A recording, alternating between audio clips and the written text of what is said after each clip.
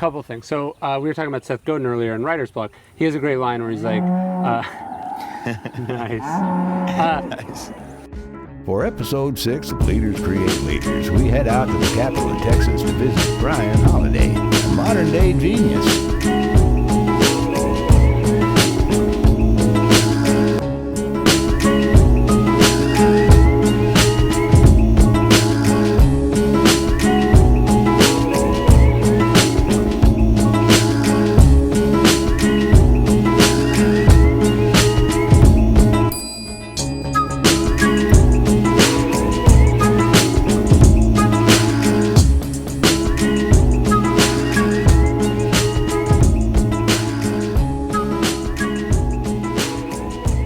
What was probably the most pivotal moment in your career? Is there one in particular that you've talked about, or maybe you haven't talked about, that kind of made you have to pivot or have to fight through it or bounce back? I mean, obviously there's lots of moments. Yeah. But I think a big one for me was like, okay, so I'm in college, I'm this kid, I've got some cool stuff going that's maybe cooler than what other college kids are doing. And then I get this offer, this essentially like, so one of the people I was working for, he's like, what if you didn't go back to school? What if you kept working for me? He basically called my bluff. You know, it's like I'm hustling on the side and doing all this stuff, and now all of a sudden I have to make a choice. I can't do both anymore. And the decision to drop out was not only terrifying, but, which as you know, it's scary because you're like, at 19 years old, you don't understand that you can always go back to college. Yeah. That's not as big a deal, that nobody cares. You don't understand. It's the biggest decision that you've made or I'd made in my life at that point. So that was a huge one. And then, you know, my parents didn't understand. Like, my parents thought I was throwing my life away. And in many ways, I had to throw that relationship away. Like, we were estranged for a long time because it was not only that I was, you know, making this huge bet, but then the people that were supposed to believe in me didn't.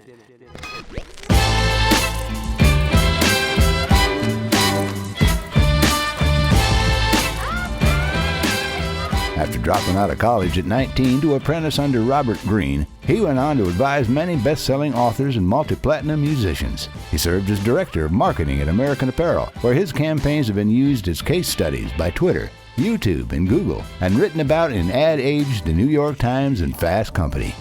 So I'm in my 20s. I'm the director of marketing at American Apparel. I've got this great job. Like, I'm director of marketing at a publicly traded company, and I decided I wanted to be a writer, and I had to, you know, I had to call up my boss, who was the owner of the company, and say, hey, like, I'm so grateful for everything you've done for me, but like, I want to do something else, and I'm willing to bet everything that I have that it's gonna work out.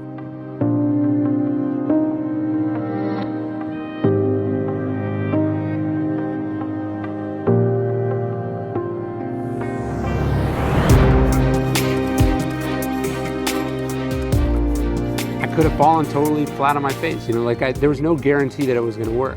And so this idea of like, just because you're doing something and you're successful at it does not mean you have to continue doing it. And in some ways, your willingness to take big risks defines where your life is going to, like, it's like right now, I got a great house, I got this cool stuff, like, am I willing, if the right opportunity comes up, am I willing to leverage all that to bet again? That your willingness to take those risks, especially when you're young, is the difference between, like, I think an average life and an extraordinary life. So I think the big thing is you don't leap until you've spotted the landing, right? And so I think what people are like, I hate what I'm doing, so I'm gonna stop doing it, and then they think what they love doing is magically gonna fall in their lap. And it doesn't work that way. It's like, again, you know, Mark Zuckerberg didn't start Facebook after he dropped out. He started a side project in college, and he built it into something that it was then realistic and reasonable to transfer his energies from the traditional thing to the untraditional thing. And so, you know, I started reaching out to authors that I wanted to meet and, you know, learn from while I was in college. I didn't quit college because I hated it and then go do this thing. So I think that's a very important thing that people have to realize. It's not, you don't magically get the life that you want. No. It's a series of steps, and take the smallest possible step you can, and then you take another one and another one and another one, and then all of a sudden you start to there starts to be not just some momentum, but the next step is clearer, you know? I would have had when I was dropping out, I had no idea that it would lead to where I am now. It's a series of individual decisions, but I knew that it was probably going in the direction that I wanted to go. So I'm more a proponent of like having a direction that you want to head in rather than like going like, you know, by 28 years old, I'm going to be the first woman to land on the moon, you know, like that is very certain. And it in some ways probably limits you from other awesome stuff that might have come up along the way. Ryan accredits much of his success to having the right mentors at a young age. One of the things that Robert was really good at is early on, he was like, what are you trying to do? And I think I said like, you know, I think I'd like to be a writer. And he was like, that's very helpful because now I know what I need to teach you as you're working for me. And he's like, when you eventually want to write something, I have the connections that can help get you started. And so I think one of the things, like people go like, I just want to meet or work for someone smart. That's part of it, but if you don't know what you're trying to get out of all of it, Robert says this too, he says like plan all the way to the end, right? If you don't know what you're trying to accomplish, how are you going to get the most out of these interactions?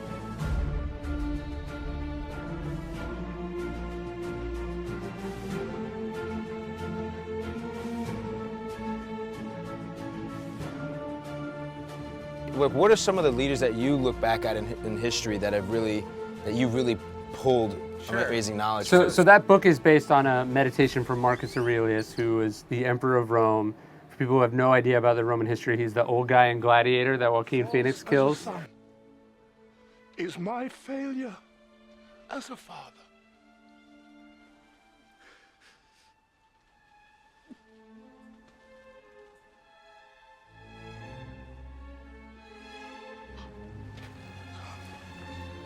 I love Marcus Aurelius because he was the most powerful man in the world, but all he really wanted to do was be a philosopher. And so we have this book that he wrote, he never intended for publication, that was him just writing down thoughts about how to be a better person. And so, you know, I think when, even now as an author, like you're kind of performing for your audience. I love that you have this person who is dealing with leadership at the highest levels, writing like, hey, like you shouldn't do that, or like, hey, think about it this way next time, or hey, try not to complain, like you're very fortunate. You have, or like, you know, make sure you don't lose your temper at these people. And so you have this sort of incredible wisdom that's not dressed up or polished in any way, it's just real and raw. So that was one of the biggest ones. So I love the Stoic philosophers, but the book is everyone from Thomas Edison to Amelia Earhart, Erwin Rommel, Dwight D. Eisenhower, Demosthenes, the Athenian orator. What I learned from Robert is that you plumb history to find great, interesting stories to teach people what you want to say. It's like if you say, hey, you know, here's some fact, some people are gonna listen and other people are gonna be like, I don't care, or they're not gonna remember it. But if you tell it in the form of a story, it's much more likely to sort of stick in your mind. Yeah, well, so Seth Godin has a great book where he says like all marketers are storytellers. Right. Like that's what marketing is. You're ultimately telling a story. Right. And whether it's an individual ad that's supposed to tell a story and get a reaction, or is it a campaign or a sort of a media narrative that you want reporters to repeat and talk about, your job is to come up with compelling, interesting topics of conversation for people. And so on the one hand, by learning from a writer, that made me a good writer, but it also helped me as a marketer because that's really what you're doing. You're just not writing so much with words, you're writing with images or events or advertisements or whatever. You're trying to create a story that you hope lodges itself in people's minds and they remember it and talk about it. I know you're coming out with a new book. Yeah. Can you tell me a little about that? I know it plays into a big part that I always talk about when I am dealing with a lot of younger aspiring entrepreneurs and dealing with ego. Yeah. So the obstacle is a way is about external obstacles. Ego is the enemy, which is the new book. Is to me about the biggest obstacle there is, which is the internal one. This is ourselves, our own issues, our own shit. And my theory is that whether you're aspiring to do something, whether you're already successful or you're dealing with adversity in some way, the worst thing you can introduce into any of those fields is your own ego. Your sort of delusional expectations, your entitlements, your self-esteem. that doesn't help. You want to be able to be as objective and realistic, and again, focus on what you have to do as possible, because it's not that ego can never make someone successful. There's plenty of egotistical successful people. It's that ego always prevents you from accomplishing the success that you personally want to have. There are things that Kanye West would love to do that he can't do because he gets in his own way all the time. It's not that he's not brilliant and successful and that ego is, you know, was what prevented him from doing that. No, it's that ego has prevented him from doing what he wants to do next. And that's why he's angry and miserable all the time. What is like the number one thing to take from the ego is the enemy, and a piece of advice you would give to, you know, a young Ryan Holiday who's now 19, 20 years old that's watching this right now? Yeah, so I mean, one of my favorite sections of the book is this idea of that you can never stop being a student. Because students are humble because they understand that there's someone above them who can teach them. So if you never stop being a student, there's a quote from Epictetus where he says, one cannot learn that which they think they already know, right? And so if you think you already know everything, you've stopped being a student and you're not gonna learn anymore. And in some ways it's over for you. I was forced to look at the world the way he looks at the world. Like how I research books, I learned from Robert's system, because as his research assistant, he wasn't like, oh, go make up your own system. He's like, this is how I do it. You need to do it this way so you can be of service to me. And so you're sort of learning how to do that thing rather than like, you know, sitting down and reading a book about it or trying to learn a song by ear. It's like, no, somebody showed you how to do each step. His success comes not only from having the right mentors, but also the right woman by his side. Sam is her name. So this idea that like being in a relationship or like being attached to someone is somehow the like the death of your dream or your creativity, I totally don't understand. Because so I met Sam, we were 18 years old, we were both in college. I hadn't done anything yet, and she was with me throughout all the stuff that I've done.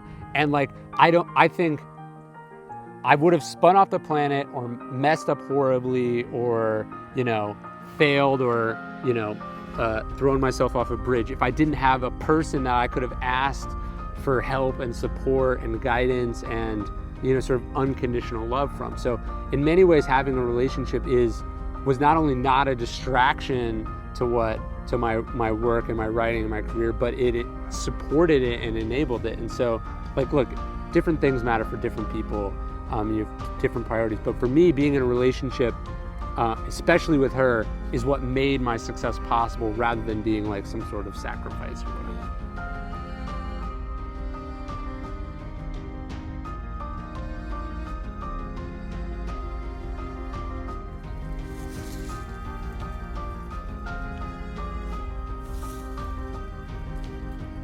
Smooth. Oh, I just put my hand in his mouth. Yeah. Oh. Yeah. Holy shit. Remember, don't leap until you've spotted the landing, and continue being a student of life. So one of the laws in the 48 Laws of Power is never appeal to mercy or gratitude, always appeal to self-interest. And what that means is essentially you don't ask someone to do you a favor because you're a nice person or because they're a nice person or because you asked really nicely. You have to make it clear what's in it for them. And I think when someone is looking to mentor someone, obviously part of that is like they're trying to give back and they want to pay forward what they got. But the biggest part of it is they want to capture the energy and the enthusiasm and in some ways the knowledge of that younger person. It's like they want to find someone who's going places on their own and help them go to even higher places. And so like I don't want to say I would definitely not be in the same place if it wasn't for Robert, but I wouldn't have been like some loser, right? Like it wouldn't have been a nobody. It was that Robert saw that I had potential and thought that he could help groom and get something from that potential. And he taught me, and then I hopefully brought value to what he was doing and made, because what you're doing is like, they're not, in most cases, they're... Watermelon. What's up? You think I get attacked by a goat? Who's the real goat?